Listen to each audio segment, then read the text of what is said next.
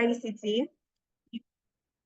Okay, the program will be split into three main components, which are the morning program, afternoon option. I just hope the noise in my background is not interrupting too much. I hope everyone can hear me. Yeah, so you have the morning program, the afternoon option, and then independent exploration. So the morning program happens to be the most important part of the Baret Scholars Program.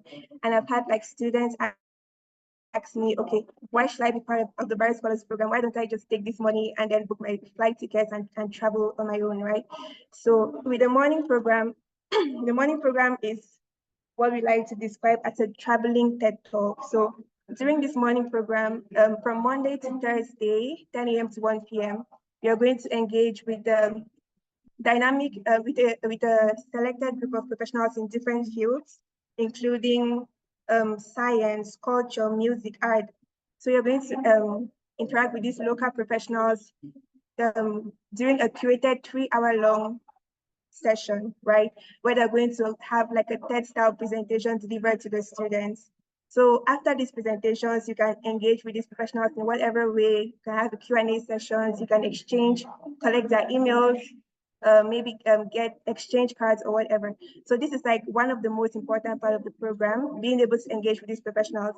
And for the current cohort, they have had the opportunity to meet like a variety of these professionals during their first month, which was in North America in New York City. And an example was Isaac Walterson, who is the person who wrote the biographies for Leonardo da Vinci, Steve Jobs, and Elon Musk. So the professionals are like really seasoned people who, in any other scenario, you most likely not meet them. But Barry brings these people to you to have like this very intimate conversations and discussions with them, right? So you get to build your network during this morning program and to also gain knowledge and clarity on different fields, including the local economy of that region, the culture, the history, or whatever domain that that professional is focused on. And then after that, we have also the afternoon option. So the afternoon option is basically you taking it upon yourself to learn about that city, and it's coupled with independent exploration. So students can choose to learn about maybe film in New York or to learn about cuisines in Paris. So the students have the freedom to now pick up an interest. They could choose to volunteer at the children's home in that community, or they could choose to engage with different home-based NGOs and to work with them and to just learn about that city and region, right? So that's what the afternoon option is about. And in the case of like early students in particular, it's also an option for you to now better understand how different communities face the challenge you're trying to solve, right, in relation to your mission. Let's say you're interested in healthcare. You could learn about maybe how people, during the afternoon option, you could learn about how maybe people in India face a particular health challenge. How is that challenge manifesting in that particular region? You could also take it upon yourself to engage with different professionals and to just grow your network and then tailor that solution to also be useful to people who are in different communities. So that's how students can benefit from the afternoon sessions. And then the fellowships, which happen during the last 10 days in that region of the world, are like an opportunity for you now to pursue a particular interest. So the fellowships are under 4 main themes, including the creative, natural, innovative, and political. So for the current cohort, these are the list of fellowships that they have the opportunity to choose from during their time during the first half of the program, which is the time when they will be in North America, Latin America, and Europe, right? So these are the list of fellowships that they can choose to do. So these fellowships last 10 days, and then you can see here that they're expert-led, meaning the fellows that I showed you in the previous slide, each of them takes a group of about 12 students and then leads them on that fellowship under each of these themes. So for examples of fellowships here, for those interested in the startup ecosystem, they could choose to do the fellowship under the topic of Startup U, where they're going to now move from New York to Silicon Valley and spend 10 days there under the leadership of a fellow, right? Which is like a supervisor sort of, right? And then if someone is more interested in maybe culture or culinary art, they could choose to do the fellowship in Italy, which happens when they travel to Europe. And if someone is interested in creativity, they could do the one in New Orleans. So the students really have the freedom to choose whatever fellowship they want to do based on their personal interest, right? And then when they choose that, they're not going to be led by a fellow to that different location. Now, the last part of the program is what we call the advisory program. So like I mentioned, the traveling team is made up of a curated list of professionals from different fields, right? So the advisory program is simply an opportunity for students to really connect with these fellows who will be traveling with them over the course of the year. So you could have one-on-one conversations with them about any topic, but the most important thing is that it is led by the students, right? So the ones initiating that conversation. So it could be anything, maybe in the case of students, Baret scholars who are yet to start college, they could talk with these fellows on maybe to guide them on what majors to do in college. Or if you're already in college, you could discuss with them to maybe fine tune your career path or what you want to do after graduating. So it could really be anything. The students have the freedom to engage these conversations and to benefit from these people as much as they can. So you might be wondering, why should you be part of the barrier, right?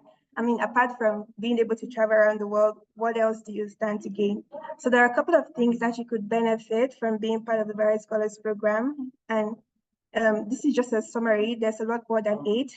But the first one is you get a more fulfilled college experience because you're not just traveling, you're actually learning about the world, right? You're engaging with professionals in different fields, you're growing your network, you're building a global world of friends, right? Because you're traveling with people like yourself who most likely share similar interests from all over the world, right? So you get access to a new world of friends. You gain a better understanding of the world because you travel to like almost every region of the world, right? Throughout your barrier. And you get the opportunity to also see home through a new lens. And this is very particular for students who maybe their home country falls on the Baret Scholars Roadmap. Let's just say you're from Nairobi. So on the Baret Scholars Roadmap, they're also going to be in Nairobi at one point of their barrier, right? So you as someone who is a native Kenyan has the opportunity to experience your country from an entire new lens, right? Then you also gain access to self-development, right? Because you're going to work on a capstone project, which you're going to show at the end of your barrier. You have the opportunity to build yourself, your interpersonal skills and your intrapersonal skills as well, right? And for those who are still to start college, they get access to a more desired college experience because they have more clarity on what they want to study in school, as well as why they want to do that particular field, right? So here we have the tuition and fees of the program. So for the 2025-2026 Baret year, rather, the tuition is 65,500 USD. And then the fees is 30,000 USD, right? So the fees is now what is used to cover all the flights throughout the duration of the program, your in-country transportation, your feeding, and your accommodation. However, there are a couple of limited both merit and need-based financial aid packages. So the merit-based financial aid package is, you don't have to apply for it. It's given to you based on the quality of your application. So if you have a good application, you're automatically considered for the merit-based scholarship package, which is half of the tuition. However, if you see, like you see here, it's given based on demonstrated financial need. So if you demonstrate that you actually need a full package, then for this one, you have to apply for it by providing bank statements and for writing, by providing bank statements, right? And also providing some information about the living conditions of you and your family. And then when they now go through that information, they will now be the ones to decide, okay, how much are we going to give you? But it is a possibility to actually get full funding for the program, which is a total of 94,500, right? So at the moment, applications are currently open, and like with applications for US schools, there are 4 rounds of applications. We have 2 early decisions and a regular decision. So the earliest deadline, the round 1 application deadline, is on November 20th. And then you're going to get information about if you've been accepted by December 16, which is like 3 weeks later, right? And then we have the round 2 application with the deadline of January 10th. then round 3 and round 4. But one thing you should note is that if you want to be considered for need-based financial aid, then you will need to apply either with round 1 or round 2, right? So need-based, which is the full funding, is only available for round 1 and round 2. Because by the time round 3 and round 4 want to arrive, most likely all the financial aid packages will be exhausted. So if you want to be considered for the full financial aid, you should target round 1 and the round 2 application deadlines, excuse me. So yeah, the Baret Scholars Program is also very heavy on diversity and inclusion, and you can see the different number of people that they target to recruit from each region of the world. They want 25 from North America, 25 from South and Central, 25 from Europe, 25 from Africa, and so forth, right? So at the end of the day, you're going to be traveling with a very diverse cohort of people from every region of the world. And also, yeah, sorry. Okay. What I wanted to speak my mind, I'm sorry. So yeah, this is the regional division. I just remembered. So this during this cohort, they're traveling with 140 students, but for the 2025-2026 year, they're targeting to travel with 300 students, right? So that's sort of like double the number of students. So I'm officially at the end of my presentation, and at this moment, I'll be happy to receive any questions or comments. Thank you for listening.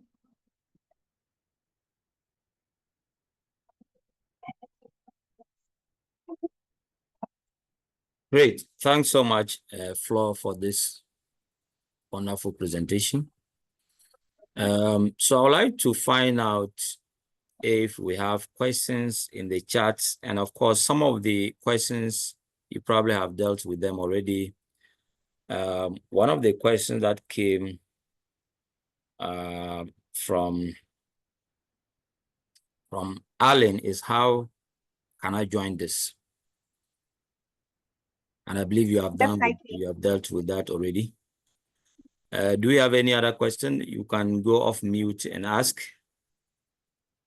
Okay. I can see your hand, Elliot. Please go ahead. Yeah, am I audible? Yeah, we can hear you. Go ahead. So just I wanted to ask, I think I'm a little bit late. I just wanted to ask how to apply. If there is any link or any way to know instruction to follow, if there is major criteria to take account. Yeah. If there is more information about that, the application phase. Yeah, that's my question. Okay, so for the application process, you just have to go to baretscholars.org and then you see apply now. It's a big blue button. I could quickly look for the link and just put it in the chat. When you go to, or if you simply just Google Baret Scholars and you go to the official website, you're going to read more about the program, and then the apply now button is just like on the landing page. So when you click on it, you register your interest and then they send a link to your inbox, and then everything is pretty straightforward from there. But the application process is divided into about 4 or 5 steps. They want to know who you are as a person, who you are as a traveler, who you are in the classroom, who you are out of the classroom, and then also who you're going to be as a Baret scholar. And for that part of the application, you're simply going to have to write like a letter to your future self after you complete the Baret Scholars Program, and like a postcard video as well. So those are the 5 main parts of the application process. But when you just create an account, everything is going to be visible. You will be directed to like a portal where you see the 5 different sections that you have to fill, and then you just complete the application accordingly. When you go to baretscholars.org, the apply now button is very visible on the page. But if you face any challenges, you could always just send me an email and I'll be glad to support you. Actually, can you put your email in the chat, please? Okay. Yeah.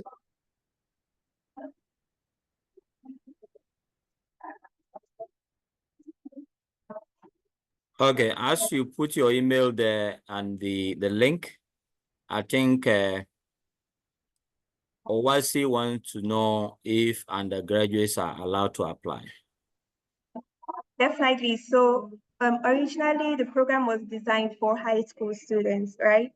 But during their marketing efforts last year, they realized that college students also are a very great fit for the program. So at the moment, applications, there is no strict age limit for an applicant, right? You could be a recent high school graduate, you could be a college student, you could be a recent college graduate. So if you fall in any of these categories, you're eligible. But let's just say in the age group 17 to 22-ish, you should still be eligible to apply. So if you're currently in college, you're eligible to apply for the program. Yeah. Okay. And Jacob has a question for you. How long is the program? So the program lasts 8 months. The program lasts 8 months, and it's 8 months because I'm counting like your orientation week in New England and your graduation week in Japan, right? So, but it's essentially, since you're traveling to 7 regions of the world and you're spending 1 month in each region. So like, let me just go back to the route map.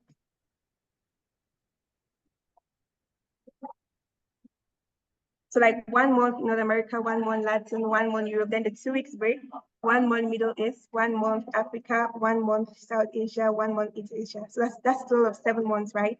And then you count the 2 weeks break and then the 1 week orientation in England and 1 week graduation in Japan. So that's a total of about 8 months. So total duration about 8 months. All right. Now Peter is asking, were you accepted into the program and what was your experience? So I am not a Baret scholar, I'm a campus ambassador. So I've not experienced the program, but my role is to support you on your application for the Baret Scholars Program, to provide any additional information that you may need. But if you want to know, get like first-hand information from somebody who has been part of the program, that is very possible. You could start by following Baret Scholar on all social media platforms, including Instagram, LinkedIn, Twitter, Facebook, TikTok, everything. But on Instagram, they like share the entire journey of the current cohort of Baret Scholars, right? So you could also reach out to current participants, and or you can just look at the stories and the information that they post there to really see how everything is going. So I really recommend that you follow them on Instagram and like all social media platforms to see for yourself what the current cohort of scholars are experiencing, so you can better decide if you really want to be part of it.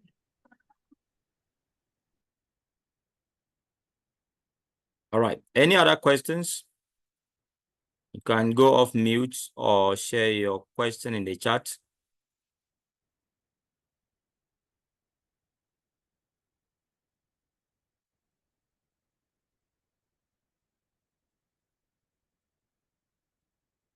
Okay.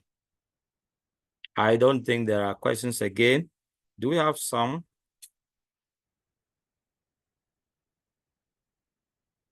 Age limit. I think you dealt with the age limit thing, but if you can echo that, some have actually joined very, very late. So they probably have not heard that.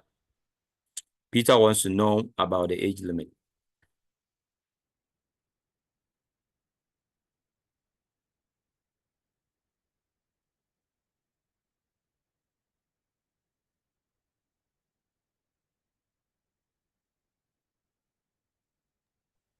Sorry, I had an issue with my mic. So for the age limit, there is not a strict age limit, right?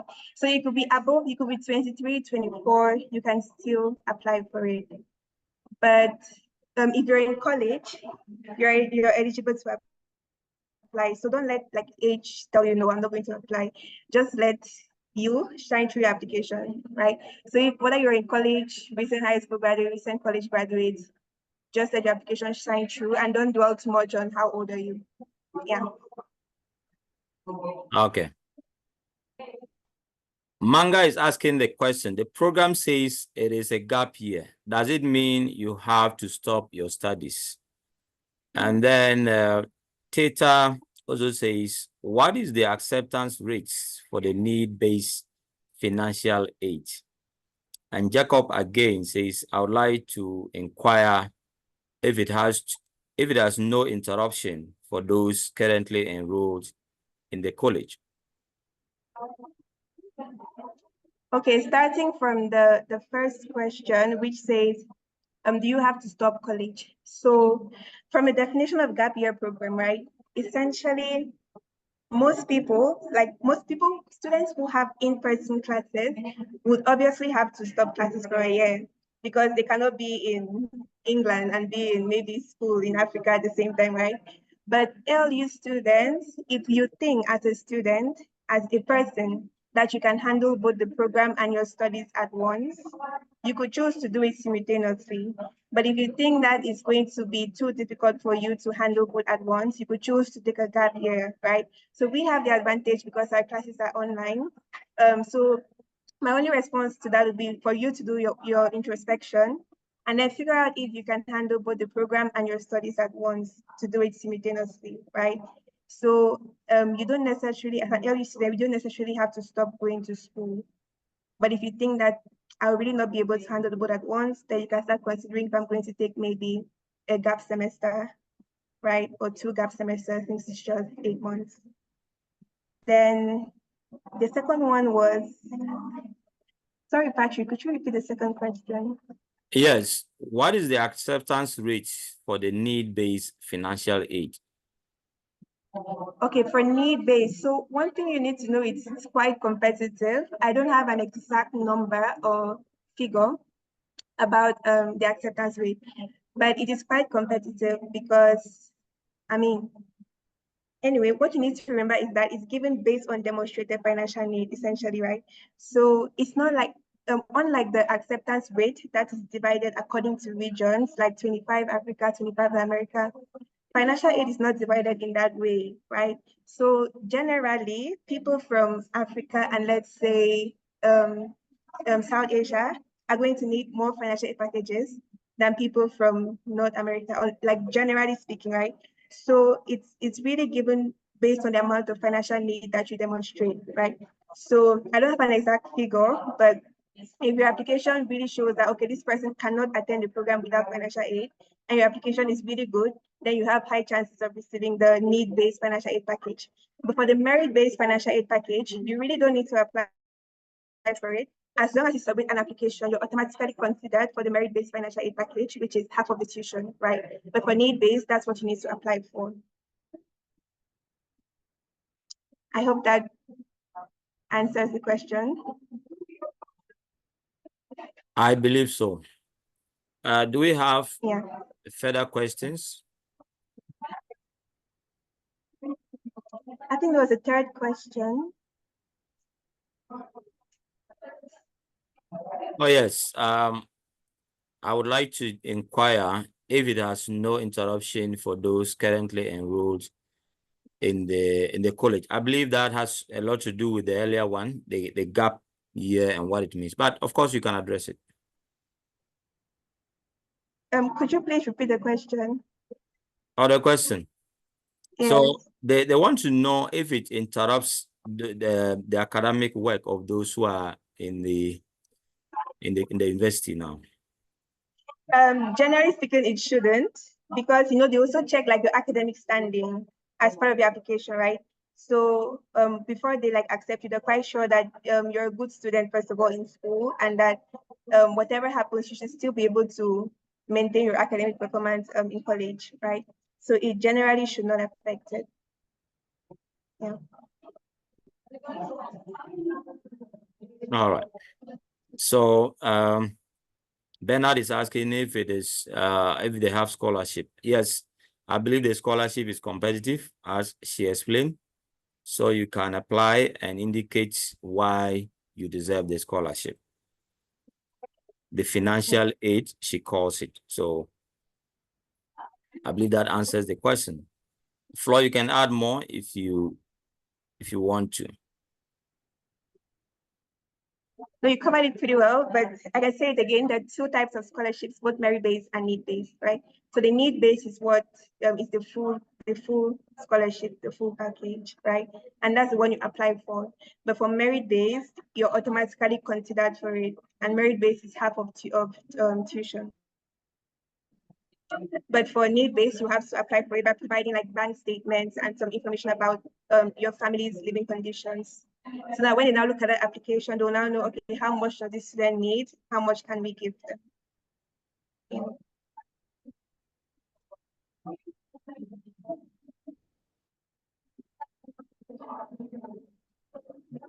You can still share your question in the chat if you have any, or you can raise. Yes, Grace, go ahead, please. Hello, thank you so much, Flo. I don't know if you can hear me. Yeah, we can hear you. Yes, I have a question about the merit-based. Is it half of your... I was asking if the merit-based is half of only the fees or the fees and tuition combined. Okay, so merit-based, I could go back to that slide to show it better.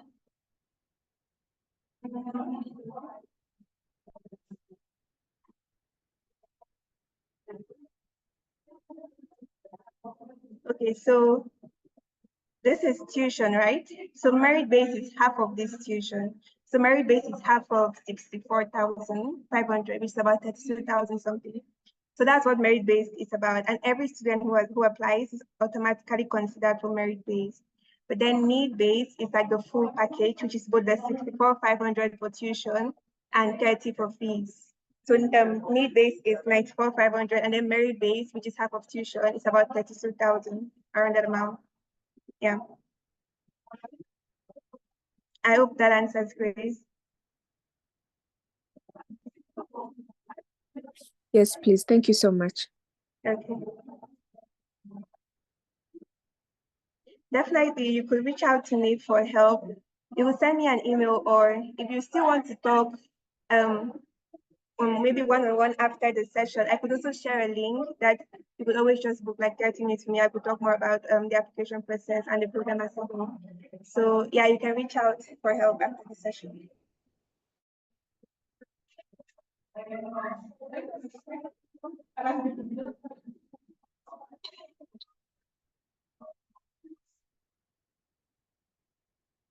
Okay.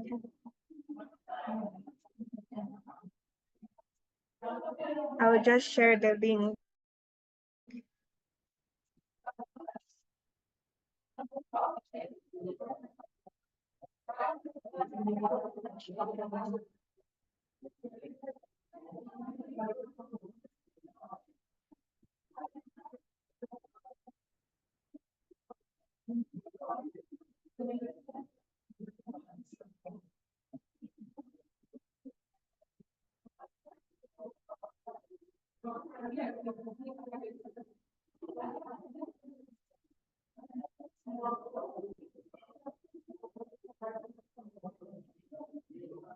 So I've put the link in the chat and with my email again.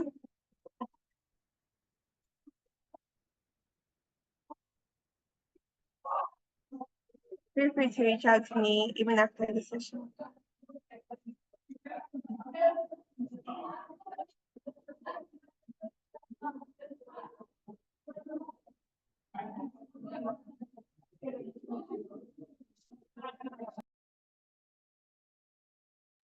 All right.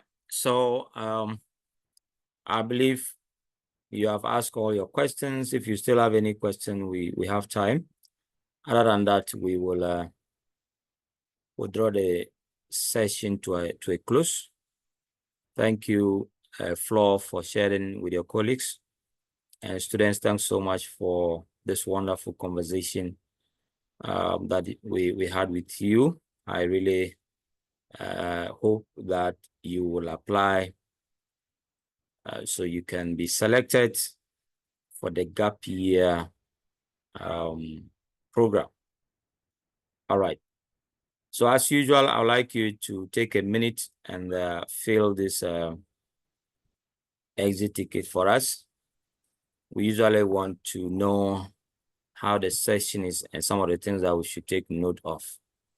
If you observe, you would see that there are some changes in terms of the registration, in terms of the time, in terms of how lengthy a session is, and so many other things.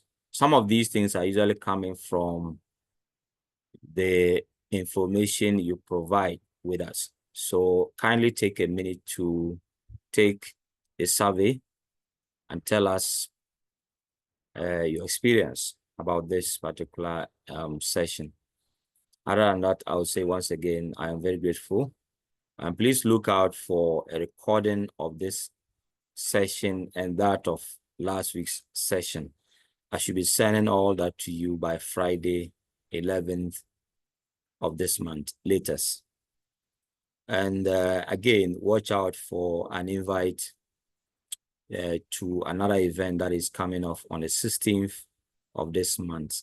Next week, Wednesday, we'll be talking about another important opportunity with StudyNet. They'll be sharing with you how you can get on board, especially those of you who are interested in further studies, studying abroad, and how they can support you in doing that. My job is to always bring all the necessary information to your doorsteps, and it is up to you to take advantage of it and utilize it as much as possible. All right, so I believe you have taken some minutes to fill the survey, and you would have, indicated some of the things that you want us to know and how you want us to proceed. All right, so once again, Flo, very much grateful to you. And thank you, students, for joining. And please make a date with us next week for yet another important edition of SPD sessions. Have a great. Excuse me. Yes, go ahead. Yeah, can you also share the slides as well with the recording? Definitely, I can send the slides to Patrick and you send it to you with the recording. Thank you very much. Okay. Thank you so much, Patrick, for organizing this session. And thank you all for joining once again. Thank you. And again, have a great week. Bye-bye.